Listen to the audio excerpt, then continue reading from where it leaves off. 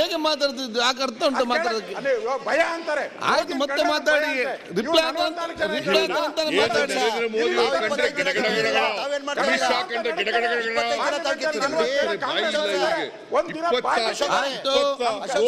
ಎಂಪಿಗಳಿದ್ದಾರೆ ಈಗ ಅವರು ಬಿಜೆಪಿ ಮಂತ್ರಿ ಅವರೇ ಮುಖ್ಯಮಂತ್ರಿ ಮಾತಾಡ 25 ಜನ ಎಂಪಿ ಗೆದ್ದವ್ರೆ. 27 ಜನ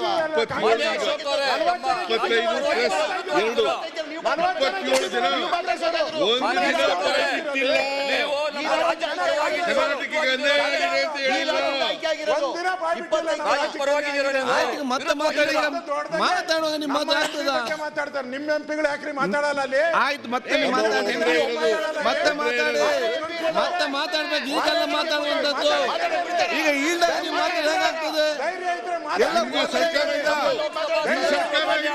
ಆಯ್ತು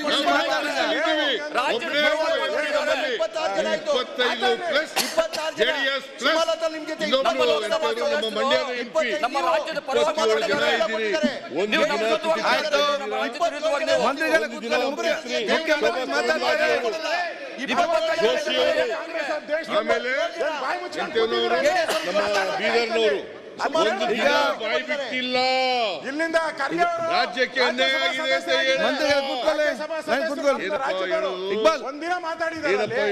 ಒಂದಿನ ಕರ್ನಾಟಕ ಅನ್ಯಾಯ ಆಗಿದೆ ಅಂತ ಮಾತಾಡಿದ್ದಾರೆ. ಈಗ ನೋಡಿ ಅವರು ನೀವು 25 ಜನ ನೀವು ಮಾತ್ರ ಅಂತ ಹೇಳಿದ್ರಿ.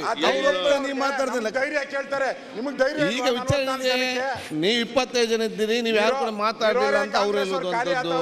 ನೀವು ಹೇಳ್ತೀರಿ ನೀವು ಅವ್ರು ಒಬ್ರು ಇದ್ದಾರೆ, ನೀವು ಯಾಕೆ ಮಾತಾಡ್ಲಿಲ್ಲ ಅಂತ ಹೇಳಿ. ನಮ್ಮ ರಾಜ್ಯಕ್ಕೆ ಸಂಬಂಧ ಸೇರಿ ಮಾತಾಡಿ. ಮಾಡ್ತಾ ಇದ್ದೀರಾ? ಯಾರು ಸೇರಿ ಮಾನ್ಯ ಅಧ್ಯಕ್ಷರೇ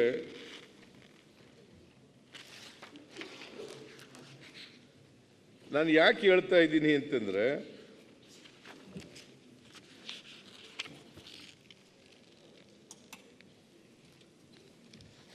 ನಾನು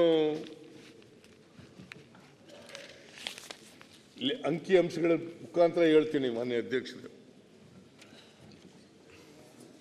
ಆದಾಯ ತೆರಿಗೆ ಮತ್ತು ಕಾರ್ಪೊರೇಟ್ ತೆರಿಗೆ ನಿಮ್ಮ ಡಾಕ್ಯುಮೆಂಟ್ಸ್ ಪ್ರಕಾರನೇ ಪಾರ್ಲಿಮೆಂಟ್ನಲ್ಲಿ ಬಜೆಟ್ ಮಂಡಿಸಿರ್ತಕ್ಕಂಥ ಡಾಕ್ಯುಮೆಂಟ್ ಪ್ರಕಾರ ಆದಾಯ ತೆರಿಗೆ ಇಲಾಖೆಯವರು ರಾಜ್ಯ ವಲಯದಲ್ಲಿರುವ ಅಧಿಕಾರಿಗಳಿಗೆ 23-24ಕ್ಕೆ ಗುರಿ ಕೊಟ್ಟಿರ್ತಕ್ಕಂಥದ್ದು ಇನ್ಕಮ್ ಟ್ಯಾಕ್ಸ್ ಮತ್ತು ಕಾರ್ಪೊರೇಟ್ ಟ್ಯಾಕ್ಸ್ 2,23,00,000 ಕೋಟಿ ಕರ್ನಾಟಕಕ್ಕೆ.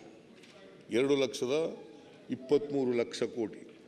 GST 1,40,000 ಕೋಟಿ. ಪೆಟ್ರೋಲ್ ಡೀಸೆಲ್ ವಿಮಾನಗಳಲ್ಲಿ ಬಳಸುವ ATF ಇಂಧನಗಳ ಮೇಲೆ ವಿಧಿಸುವ ಸೆಸ್ 26,000ದಿಂದ 30,000 ಕೋಟಿ. ರಾಜ್ಯ ವಲಯದಿಂದ ಸಂಗ್ರಹವಾಗುವ ಕಸ್ಟಮ್ಸ್ ತೆರಿಗೆಗಳು 30,000 ಕೋಟಿ. GST ಸೆಸ್ ತಿಂಗಳಿಗೆ ಕನಿಷ್ಠ 1,500 ಕೋಟಿ ರೂಪಾಯಿ ಸಂಗ್ರಹ ಆಗ್ತದೆ. ಸೆಸ್ಗಳು 16,000 ಕೋಟಿ ರೂಪಾಯಿ. ಹೆದ್ದಾರಿ ಟೋಲ್ಗಳಿಂದ 3,000 ಕೋಟಿ ರೂಪಾಯಿ. ಬಂದರು ವಿಮಾನ ನಿಲ್ದಾಣ 15ರಿಂದ 20,000 ಕೋಟಿ. ಆಮೇಲೆ ದೇಶದ ಐ ಟಿ ರಫ್ನಲ್ಲಿ ಅದರಲ್ಲೂ ಇವರಿಗೆ ಸಿಗುತ್ತೆ. ಎಲ್ಲ ಸೇರಿದ್ರೆ 4,30,30,000 ಕೋಟಿ ಈ ವರ್ಷ 23-24ರಲ್ಲಿ ನಾವು ಕೊಟ್ಟಿರ್ತಕ್ಕಂಥ ತೆರಿಗೆ ಕೇಂದ್ರಕ್ಕೆ. ಪ್ರಧಾನಮಂತ್ರಿಗಳಿಗೆ ಆಗ ಚೀಫ್ ಮಿನಿಸ್ಟರ್ ಆಗಿದ್ರಲ್ಲ, 50% ಕೊಡಿ, 50% ಕೊಡಿ ನಮಗೆ ಕರ್ನಾಟಕಕ್ಕೆ. ಗುಜರಾತ್ಗೆ 50% ಕೊಡಿ ಅಂತ ಅವರೇ ಕೇಳೋರು. ಕೊಡಲಿ 50%.